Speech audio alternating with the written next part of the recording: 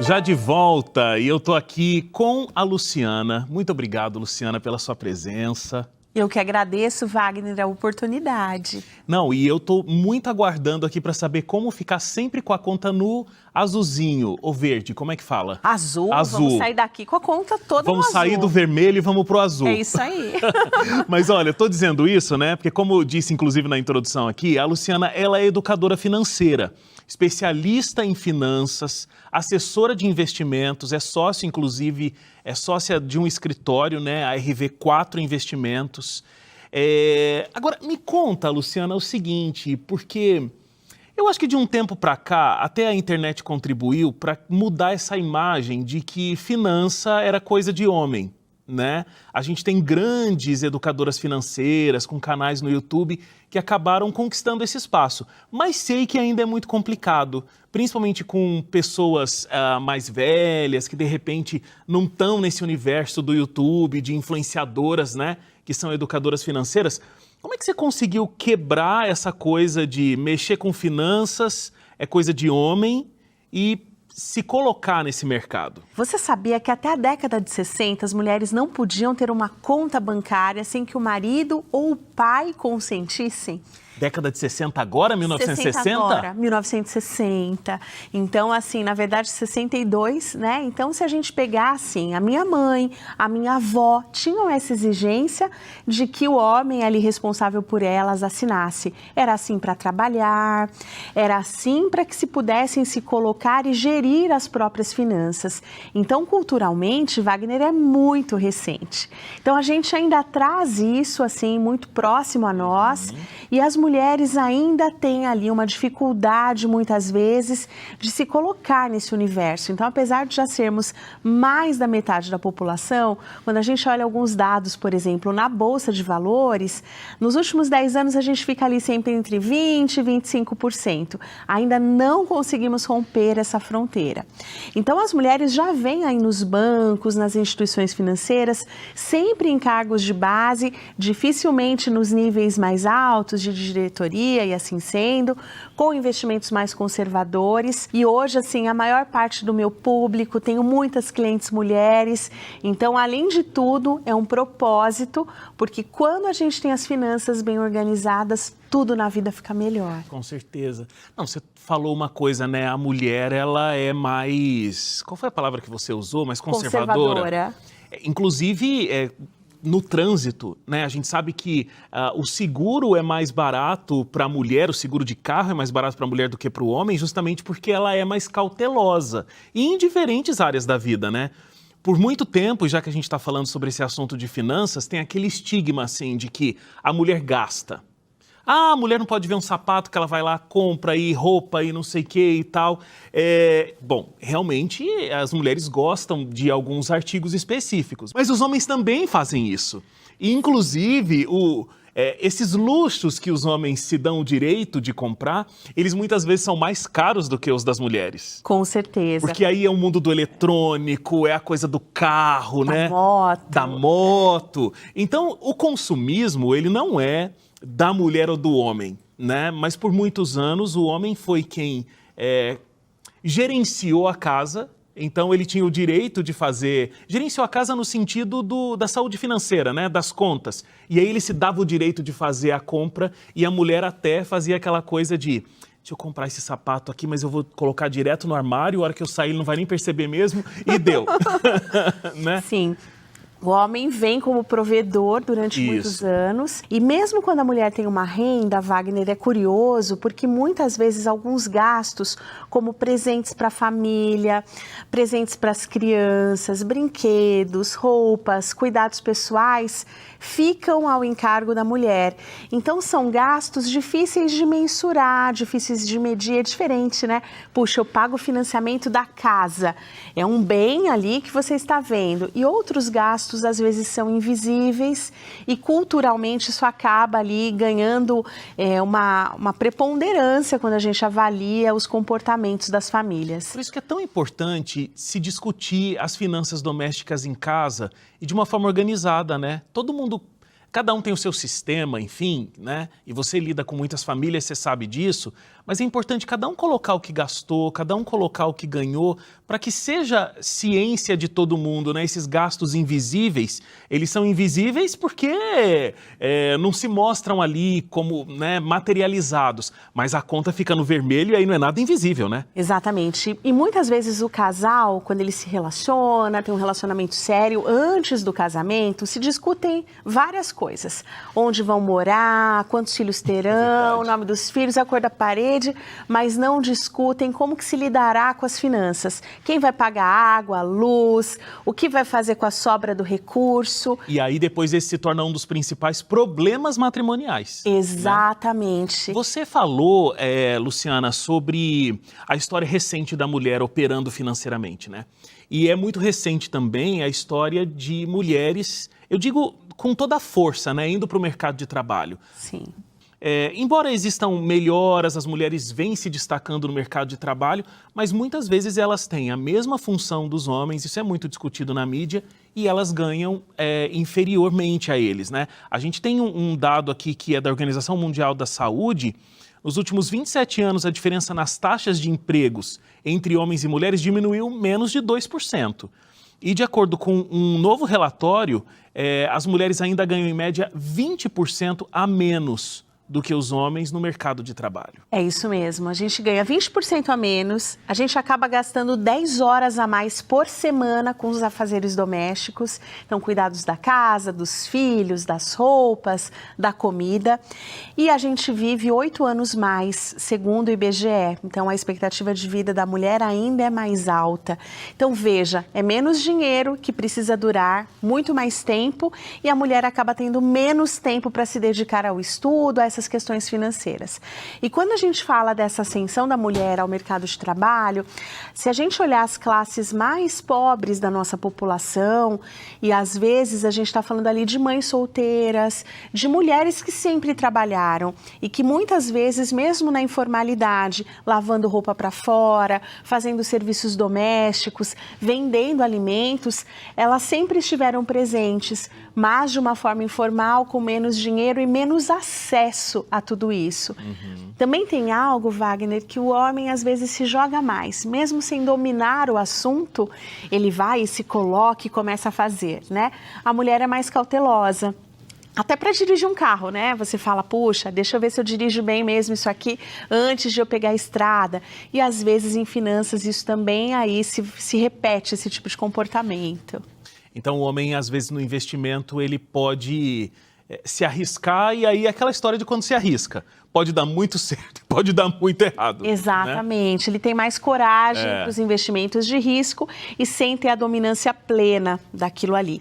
E você sabe o que é curioso? Eu agora em abril completei, dia 1º de abril, 26 anos de mercado. É bastante tempo, né? Quando a gente conta o tempo de mercado, você conta ali a sua idade, as pessoas já fazem o cálculo, opa! Não, começou muito novinha, vamos deixar para lá. Opa! Né? Mas nos eventos de finanças era muito comum a gente encontrar as mulheres ali, por exemplo, feiras, congressos, sendo hoster, servindo café, recebendo os clientes e na hora de falar de negócios tinha um homem por trás. E eu já passei várias situações assim que se pergunta, né? Mas você veio sozinha, às vezes de chegar num cliente, mas e seu motorista? Não tem motorista nenhum, sou eu mesmo, né? É comigo mesmo que você vai tratar. Como empresária, puxa, e o seu marido? Meu marido tá bem, tá fazendo outras coisas e aqui é comigo. Então isso a gente tem como uma realidade mesmo. Eu acho que, é por isso que eu te perguntei, acho que é muito difícil. Essas perguntas, o que está implícito atrás delas é assim, mas é você que vai me falar o que eu tenho que fazer com o meu dinheiro? É isso. Né?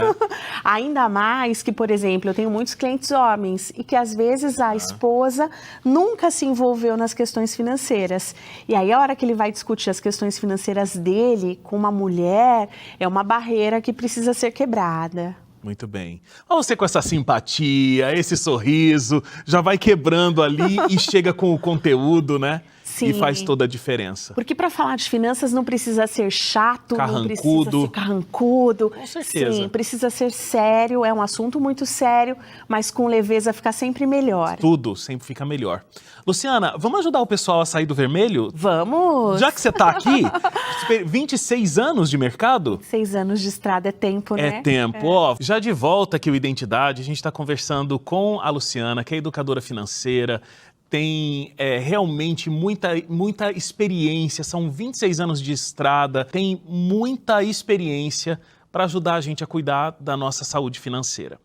Ô Luciana, tem um dado extremamente recente da Confederação Nacional do Comércio de Bens, Serviços e Turismo, né? A CNC, que diz o seguinte, o percentual, você conhece esse dado, o percentual de famílias com dívidas ou contas em atraso apresentou em fevereiro desse ano o maior patamar desde março de 2010. Então é aquela coisa, né? A gente saiu desse período da pandemia mais alta, a gente se sente mais livre agora, sem máscara, mas a gente tá tendo um probleminha de uma conta aí para pagar, né? Com certeza. A gente tem hoje aí mais que 76% das famílias endividadas. Uau! E esse percentual de famílias que tem os endividados que pagam as contas em dia e os endividados que já não conseguem mais pagar as contas em dia. E a gente já tem 10% de famílias com dívidas em atraso, inadimplentes. Então esse é um dado realmente preocupante e que precisa ser olhado com cuidado. Qual é a regra de ouro? Se você tivesse que falar assim, ó, tem muita coisa para fazer, mas eu não posso te contar tudo aqui agora, qual é a primeira coisa que você diria para uma família que está lá no vermelho, vai no mercado, fala, meu Deus, R$12 o tomate, o que eu faço?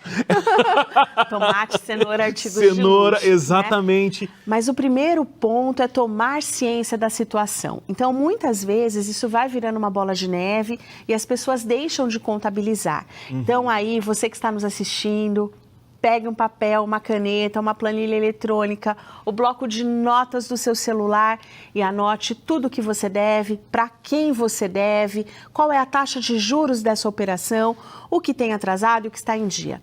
Tem dívidas que elas são boas, que são dívidas positivas. Por exemplo, um financiamento imobiliário no longo prazo com taxa subsidiada, um financiamento de um veículo pode ter uma taxa boa, um empréstimo consignado que tem uma taxa mais baixa e tem dívidas que elas vão acabar com a sua família. Cartão de crédito. Cartão de crédito que chegou a fatura e eu não consegui pagar. O limite do cheque especial que muitas famílias incorporam ali como se fosse a sua renda. Agora a gente tem o Pix parcelado que veio substituir aí até o cheque pré-datado. Lembra que a gente escrevia Sim. bom, para, né? Uhum. Substituiu isso. São as dívidas caras, Wagner, e essas a gente precisa eliminar. Então a minha recomendação é que junte tudo isso, faça um empréstimo parcelado no longo prazo e aí se a pessoa tiver acesso ao consignado, ela vai ter uma taxa muito melhor e essa parcela tem que caber no seu orçamento. E aí, quando eu parcelo tudo, a segunda dica é o que eu tenho que fazer? Parar de gastar. Não Básico, vale, né? Parcelar e depois fazer a dívida de novo. Mas eu acho que essa primeira dica que você trouxe é de fato muito especial. A gente tem um grande problema que é não ter uma educação financeira nas escolas e aí também a gente não tem essa educação financeira na maioria das casas. Exatamente. Então a gente cresce se preparando para várias coisas, mas não aprendendo a lidar com o nosso dinheiro. Sim. E para muitas famílias isso se torna um trauma. E veja que em casa, muitas vezes, com boa vontade, a gente traz ensinamentos incorretos. Veja o ensinamento do cofrinho. Cofrinho infantil, às vezes no formato de porquinho para crianças. Você ensina a criança o quê? Faz o acúmulo ali das moedinhas ao longo do ano e quando chega no final do ano, muitas famílias quebram o porquinho, pegam aquelas moedas, vão ao shopping, a criança gasta tudo e se não dá, a família completa. Olha o ensinamento que você está trazendo. Primeiro, né, é de ganhar e gastar integralmente o que você ganhou e segundo, se não der, não tem problema, assim divide e compra aquilo que você quer. Eita, família brasileira, você não faz isso não? Porque lá em casa a gente faz assim. Sim. Tem um lado positivo, que é adiar o desejo de consumo, não querer na hora. Sim. Mas eu estou ensinando que ele vai gastar tudo que ele Eba, tem. esse monte de dinheiro agora eu vou gastar tudo de uma vez e tal. Exatamente. O ideal é aquela coisa de organizar a mesada. Organizar crianças pequenas semanada, porque a criança, quando ela tem ali 7, 8 anos, um mês na vida muito dela grande. é muito tempo. Então, é organizar semanadas, delegar para ela o orçamento. Então, se ela compra um lanchinho na escola, se ela tem que comprar material escolar, por exemplo, é interessante que você chame ela para participar dessa decisão com você. E outro ponto importante é aquilo que sobrou, ensinar essa criança a investir desde pequena. E não que ela tem que gastar. E também o que não vai funcionar é assim, olha, estou te dando aqui R$100 para comprar o presente, o que você comprar, comprou, o que você não comprou, me devolve. A criança, ela não vai te devolver a sobra, ela vai gastar tudo, né? Então, é preciso que essa sobra, ela também veja os frutos disso, dessa decisão de não consumir. Excelente. São pequenas iniciativas, mas que fazem uma diferença tremenda, né? Porque às vezes a gente só vai vivendo, não vai se organizando, e aí fica aquela história, né? Tem muito mês para pouco dinheiro. Exatamente. E aí outro ponto essencial é que a gente tem ali anotado aquilo que a gente ganha, aquilo que a gente gasta. Ah, mas dá uma preguiça fazer isso, Luciana. Né? Dá uma preguiça. Meu Deus, o que tem que fazer? Tem Tem que guardar a notinha, chega no final do dia, você anota tudo, faz um bloquinho no celular.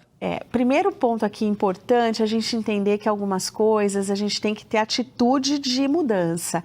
Orar é difícil, estudar é difícil, manter a casa limpa é difícil, mas garantem pra gente uma qualidade de vida melhor, né? Então hoje a gente consegue ter uma facilidade muito maior, porque pagando por Pix ou pagando por débito ou por cartão, na verdade já se tem o serviço ali de você ter os dados daquilo que você gastou. Tá tudo pesquisadinho, você pode pesquisar ali no seu extrato e tá tudo certo. Exatamente, mas por que é tão importante você anotar? 99% das pessoas com quem eu converso não sabem o quanto gastam e também nem sabem o quanto ganham, porque entra o dinheiro na conta e sai da conta e ela simplesmente olha no final se ficou vermelho ou se ficou azul, de uma forma bem passiva. Então é muito importante que você já saiba antecipadamente qual será o orçamento do próximo período e que você decida antes de gastar. Não é na hora que deu a fome, na sexta-feira à noite, que eu penso, puxa, eu vou pedir uma pizza, né? Não, eu já tenho que saber como será a minha rotina e se aquilo cabe ou não. Gente, eu não estou dizendo que é errado pedir a pizza, mas eu preciso saber se o meu orçamento comporta aquilo ali. Não, e tem gente, já conversei com pessoas que chegam num extremo tão grande disso, que assim, passa o cartão, isso é até meme, né? Eu já vi meme na internet, e fica aquela angústia, será que vai passar ou não? Como que você não sabe se o teu cartão tá apto a passar aquela conta ou não, né? Exatamente. Ou no caixa do supermercado, às vezes a pessoa pega tudo e ela não sabe se o dinheiro dá ou se não dá na hora de pagar. Então, quando você assume esse protagonismo, entendendo, né, que não é a culpa do outro, do mundo, dos políticos, essa é a sua parte, tudo começa a ficar diferente. Com certeza. Luciana, para a gente terminar, você tem uma grande história de crescimento profissional, de sucesso profissional, que é muito difícil hoje em dia de ser conquistado, inclusive. Principalmente na área que você conquistou, né? Não é simples estar há 26 anos no mercado, inclusive sendo mulher, porque a gente conversou sobre isso no início do programa. Você deu várias dicas de como a gente viver melhor financeiramente. Como é que a gente pode ter uma carreira profissional saudável? Eu te pedi uma regra de ouro, vou te pedir outra. Qual o segredo para conseguir atingir o sucesso profissional? Eu penso que o primeiro ponto é buscar mesmo equilíbrio, um fortalecimento mental e não acreditar quando te disserem que não é possível, que não dá. Eu acredito num Deus, Wagner, que é o Deus do impossível. E eu sempre digo assim que os meus planos, eles são de curto prazo. É como se eu estivesse dirigindo numa estrada com neblina. Mas Deus conhece o longo prazo e os planos dele sempre são melhores do que os meus. E penso que ele faz a parte dele, eu tenho sempre que fazer a minha e fiz a minha o tempo inteiro. que é estudar, ter uma dedicação de ir além daquilo que te é pedido ou que te é solicitado, sempre olhando o próximo nível, ajudando as pessoas. E eu penso que isso de crescer contribuindo é essencial, porque nós não somos um na igreja, outro em casa e outro no trabalho. Somos um ser único. Então, aquilo que a gente acredita precisa estar presente em todos os nossos atos, todos os dias da nossa vida.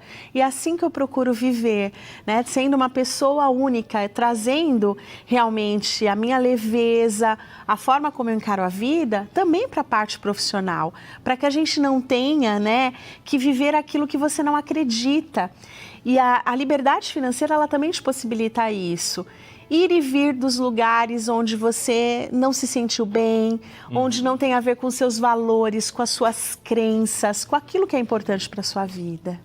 Olha, adorei. Muito obrigado. Eu que agradeço. Pedi uma regra de ouro, saí aqui motivado. Muito obrigado, Luciana. Que bom. Prazer ter te conhecido, ter ouvido da tua história e ter aprendido com você. Muito obrigado. Prazer é todo meu. Gratidão aqui pela oportunidade. E fique bem, fique com Deus. Amém.